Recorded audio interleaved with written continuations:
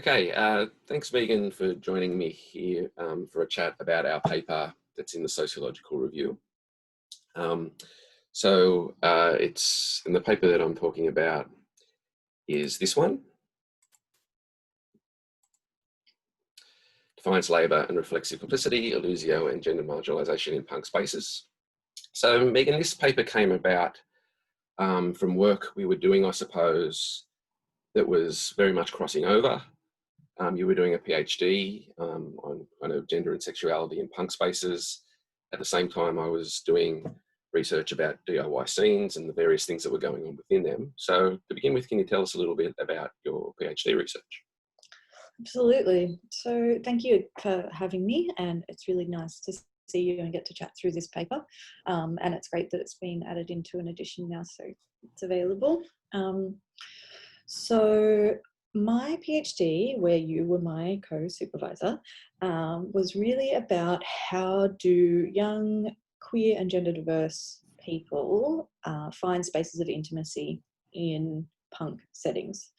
So I was really interested in understanding the ways that queerness impacts punk as a cultural artifact, as a site of emotion and intelligibility and vulnerability as well, but also broadly how bodies, queered bodies, sort of enact certain logics and politics that potentially resist the dominant narrative in punk sites. So this understanding that, punk is seen to be very, anti-consumerist and anti-establishment, anti-authoritarian. But when you look to the way that punk is set up, it's quite hierarchical, and there are people who are definitely included easily and others who are not. And women, queer people, gender diverse people are potentially less included than the kind of really stereotypical hardcore punk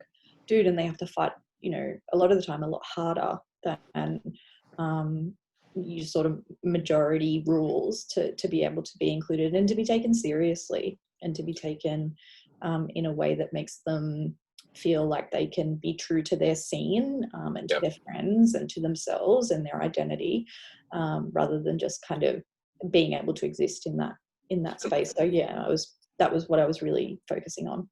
And by fight for things, you mean like getting on a gig lineup or being able to, be to work at a gig, doing the sound or whatever and all that kind of stuff, and actually take up positions in the space that are important and that, have some influence and things like that, more so than just kind of being a fan in the space or being a participant in the space, right? Yeah, so this idea that women and queer people and gender diverse people should be able to go to gigs and not worry about their, encountering violence, right? Like encountering resistance and violence against who they are as people, but also be represented, not just visibly, but, through their music as well, and not be a token sort of person on a lineup to meet a diversity quota, and that their experience is gives something generative to an audience. And also when you're a queer person who consumes punk music and culture, that you have just as much of a contribution to your scene as a performer. So what are these kind of safer spaces that are happening? Safer spaces policies and ideas around acknowledging the lands that you're on before you're playing a show. So it's not even just politics of gender and sexuality. It's broadly an ethic, and a punk ethic that kind of is a bit broader than what we imagine the regular kind of damn the man politic to be. Yeah. And so when that's happening, like in day-to-day life at a gig or whatever, it's kind of in everyday exchanges that this stuff plays out, right? So the example I use quite often is that, someone will be told, you're my favorite female drummer, or you're a good drummer for a girl, and that kind of stuff, where, in what we'll talk about in a minute, like the Defiance Labour there is like, no, fuck you, I'm your favorite drummer. Someone might talk back, but other times they'll just kind of roll their eyes and get on with it, where we'll talk about that a little bit as kind of reflexive complicity. Absolutely. Yep. So you were doing the PhD on that kind of thing, and I was at the same time doing research up and down the East Coast in a kind of underground DIY scene, and I was interested in the struggles and debates that were going on within those scenes about authenticity and then the listen kind of stuff came up at the same time. There was a kind of debate over gender in that scene happening, but also I was as interested in the way that kind of young, creative, DIY kind of punk young people were making a living, and the decisions they were making and the ethics they were using. It's about careers and jobs and their art and all that kind of stuff. So one of the things I was talking about in that is like, this punk ethic of being kind of, anti-establishment, anti-capitalism was actually kind of melding in a little bit into the way that young people were making decisions about their careers. And one of the things I was finding that, people in their mid-20s were like who did the uni and got the job were kind of downsizing. They were like, screw this rat race stuff. I'm just working all this time. I can't really do anything I want to do. And they were kind of, in some ways, choosing poverty in a way to kind of work a couple of days a week to do their creative endeavors, or, not worrying too much about a career and just kind of piecing together work to be able to live in an ethical way that or what they saw as ethical. So you were working on that project with me. What did you see coming out of your PhD and my research that you thought was a good idea to kind of put this paper together? I think I noticed immediately in your research, Steve, this narrative that the cis men had around how they navigated ethics and how they understood their own politics in relation to the politics of the broader punk scene. So there seemed to be a real distinction happening between who they saw themselves as and how they contributed to their scene, and then how everyone else kind of did it. And then when I compared those themes to what my participants were saying, there was a real contrast and almost like a calling out sort of component where the women and the trans and gender diverse people were sort of saying, like, men always think that they're doing kind of something. They always think that they're helping in some way, or that, they deserve cookies for the work that they're doing in particular scenes. But actually, when you really look at it, the work they're doing isn't what we kind of need or what we want from that. So yeah, this quote by Elle where she says, it's all about thresholds. Like every day, not just at shows or as a band member or even in a music space, you have to deal with men treating you like you're incompetent. Your threshold for bullshit gets higher and higher.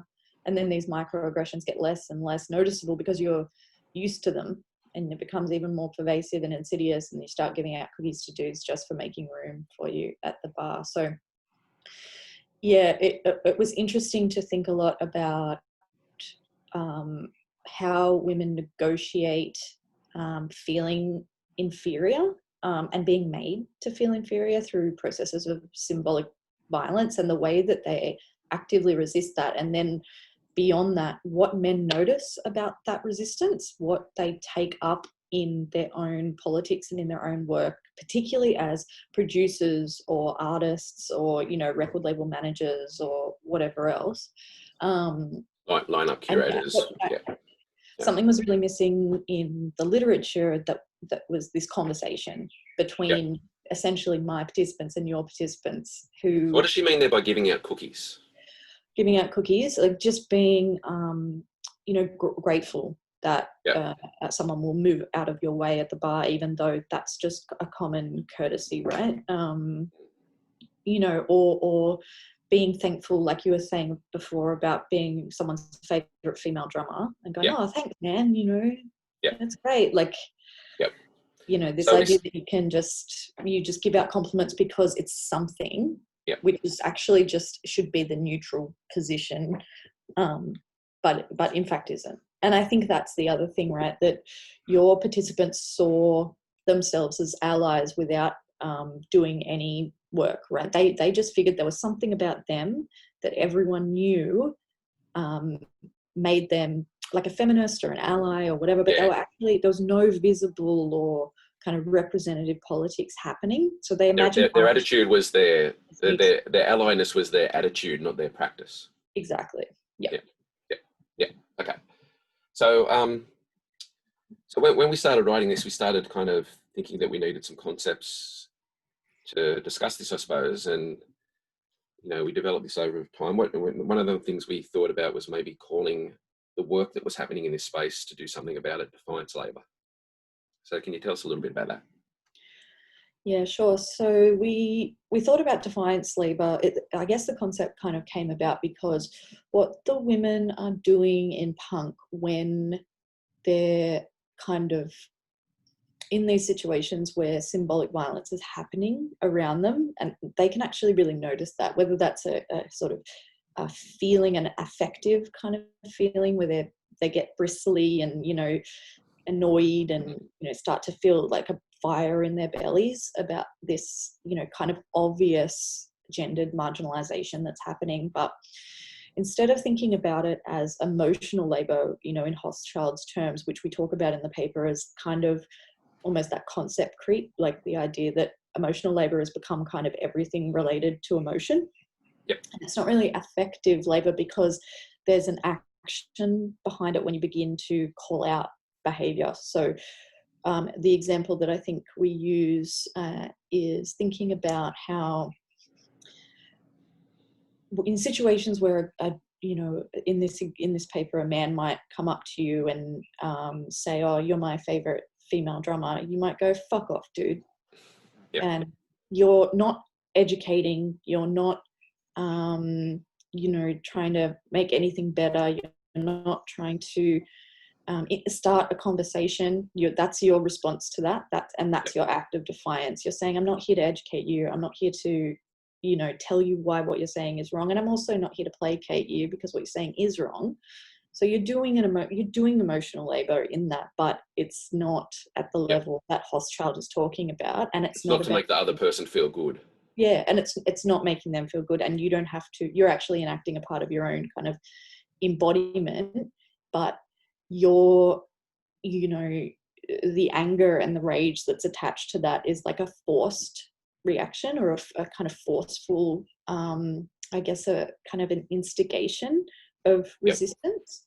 It's kind of the irony is here is that the people enacting defiance labour in a way have to actually almost do a punk act of defiance of that kind of fuck you within punk to actually make the kind of space more progressive and accepting. Yeah. That kind of what we mean. Yeah, absolutely. That you imagine punk to be a side of resistance, and that everyone's resisting against a dominant power, and they're all doing that equally and in a shared fashion. But actually, the entanglements of power in punk are just as complicated as they are in any other part of society, and women are struggling in particular ways, and they have to often resist the resistance. Right? Yeah. So we combined our kind of data in a way to talk about aspects of this.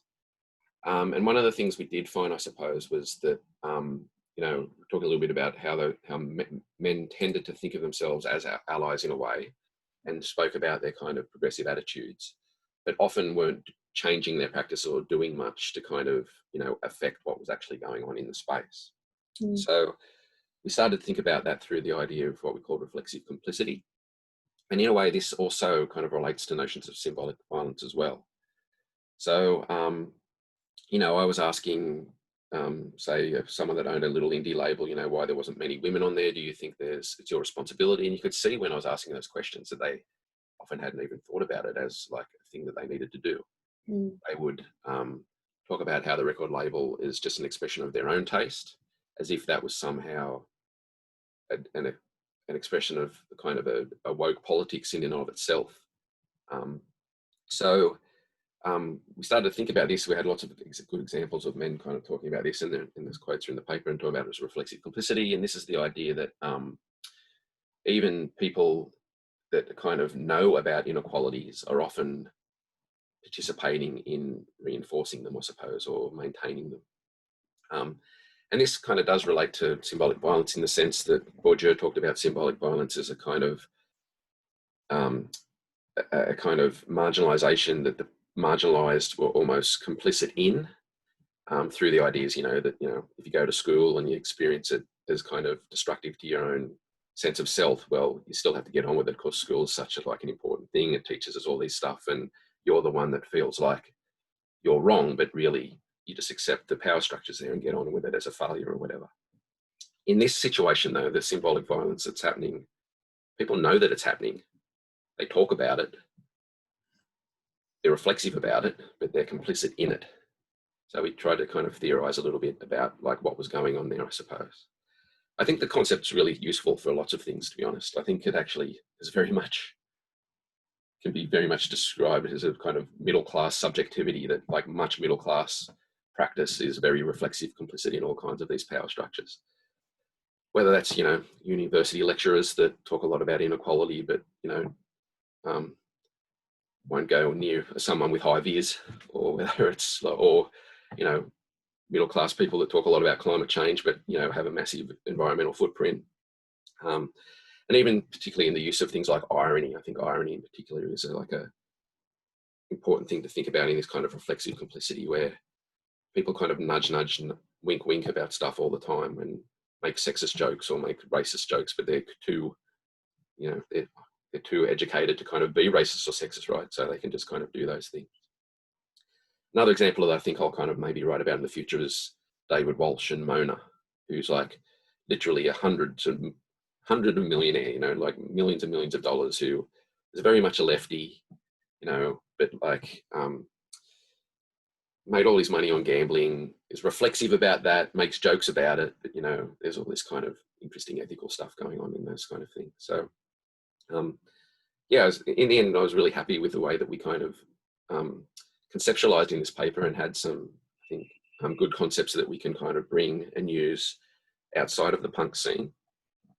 One thing I thought I'll get you to briefly reflect on before we move on to talking about wider stuff is that maybe that your position as a researcher in this stuff. So you talk about maybe being an insighter. Can you talk a little bit about that?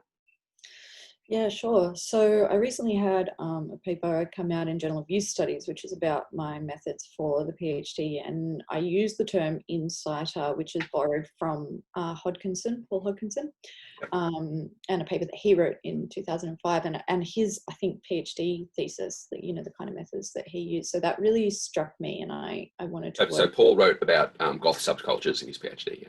Yeah, exactly. So I really wanted to use that.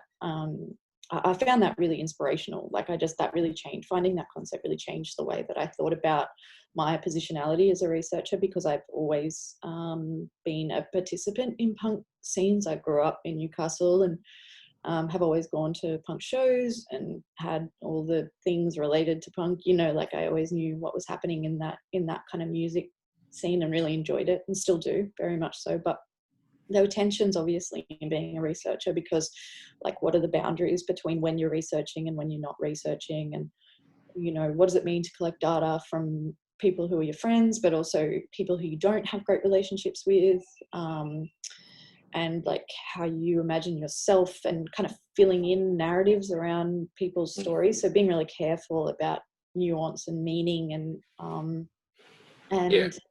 I think what was really good about being an insighter, though, was, that there were shared experiences between myself and the participants that I was able to write about in field notes, and then show those participants what I was writing and get an idea of if they were experiencing those same feelings and those same experiences. So I feel like I think the outsider-insider distinction in methods is a little bit too separated. I think that there's much more nuance going on, and I feel like that kind of intersectional reflexivity, where you're always considering your power and your privilege and also your marginalization, being kind of uncomfortable in your own methods is really important to make sure that, like, to tease out why you're looking for something or why you're not, or why you, like, things happen in research that make you feel uncomfortable, and you should sit with that discomfort, and often that makes you a better researcher in the end, and not just do not just think about it in a way that kind of justifies your position, but actually, gets to the heart of what the kind of ethical dilemma might be. Yeah, that makes a lot of sense. Yeah, it's definitely the kind of insider outsider thing, such an important thing to consider in methods, but is obviously overly simplistic. I like the concept as well. For my own kind of research around this kind of scene I was looking at, I suppose that I was a consumer of the scene before I started researching in it. So I knew a lot about what was going on, who the important artists were, all that kind of stuff, and been to most of the places where gigs are held up and down the East Coast, between Brisbane and Melbourne, really. But yeah, one of the things that I think is important in that insider thing is that kind of, there's a real difference between being a consumer in a scene and a producer in the scene, but there's also not, because the producers are also consumers in the scene as well, but don't like to think of themselves as that. And you can find that, so those kind of feelings that you're talking about, you can sometimes draw tensions out in interviews when you're talking to an artist or whatever, and they don't really like talking about that aspect of stuff. So having a knowledge of the kind of that as that insider, I think really helps to manage those things. But also, people that produce stuff don't like being put into boxes or being, labeled and stuff like that as well quite often. So it's always a kind of tightrope, I think, to balance, to draw out that nitty gritty stuff that you want and not kind of cause offense and piss people off. Because the sociologist's position in the end is kind of an outsider. When you're writing it up as an outsider, even though you were inside when you were doing it. And what I've found too is when I share papers and stuff with people that were in the interviews, they often don't recognize themselves and can be annoyed by the representation that you've given them. And it's kind of impossible to represent anyone in an interview, in a paper. It's possible to represent anyone, really. So, yeah, I think being as reflexive as you can about those kind of positionality of yourself is really, really important. Yeah, definitely. And it makes you a more thoughtful researcher in the end as well, I think. Yeah. So the last thing I wanted to kind of touch upon is, like, what do you think the broader implications of the paper that we did are for, say, punk or subculture research or, youth culture research in general? I mean, I think that Defiance Labour and Reflexive Complicity are terms that can be used to sort of look at a range of different music, a range of different any kind of phenomena, really, social phenomena. In terms of punk and DIY, I would say that perhaps the contribution is trying to understand how subcultures, how they're traditionally known, have sort of changed over time and who's included and who's not included. It gives us new lenses to look at young people's experiences of music and how they kind of come together and how they create belonging. I remember Pam, the other PhD, Pam Nyland, my PhD supervisor, saying, queer people, you don't want to write about queer people as if they aren't having a good time, because even though there's all this struggle and there's all this kind of resistance and things can be really terrible sometimes, there's still joy and there's still pleasure and there's still desire and drive, and those things are really important. And I think this paper kind of shows the willingness of my participants to be really critical of a scene that they eventually want to be better, and perhaps they'll never see it be better for themselves, but they're going to see that they're going to kind of go to bed every night and go, I did a little bit of something to make someone's life easier in 10 years time or 12 years time or 50 years time or whatever. And so I think that the paper really speaks to the generosity of women and queers to invest in their scene and to stand up and critique some really structural inequalities that kind of exist, and to create spaces of belonging where they can understand themselves and each other. The spaces of belonging thing I think is really important. I mean, the original subculture research tended to show, punk or whatever as this kind of space where people that wanted to live outside the mainstream or were against the mainstream would go and gather and do all this kind of political stuff to resist or create and stuff like that. Very quickly, even at the time, Angela McRobbie pointed out there was, it was all men and not women, but like it tended to be shown like this kind of space where this stuff happens. This is the only stuff that happens. And I think since then, there's been lots of good research, and I think ours contributes to that a little bit about how it's not as simple as that, that actually within those spaces there's all kinds of other struggles going on. But yeah, people are finding people like them there, and that's why they go there, and that's why they like them, and that's why they have joy and fun there. It's almost in a way like, you know, the people you're talking about have to do a double shift in a way. They're both getting that joyous stuff out of it, but then they have to do this extra stuff as well to kind of create that space or to have more autonomy and authenticity of experience. So yeah, I do hope that our research can kind of contribute to that kind of understanding of subcultures, or just not even just subcultures, just the kind of the way that, you know, people interact in kind of spaces where one thing is meant to be happening, and in fact there's quite often lots of other stuff happening as well.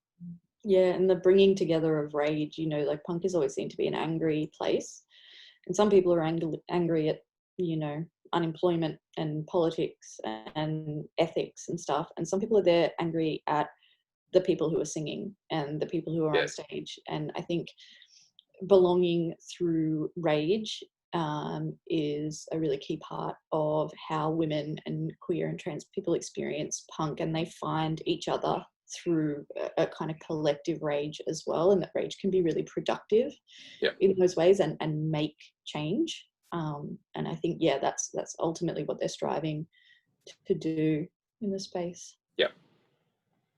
Okay, thanks, Megan. I might leave it there. Excellent. Thank you for having me. Okay. I'll just work out how to stop it.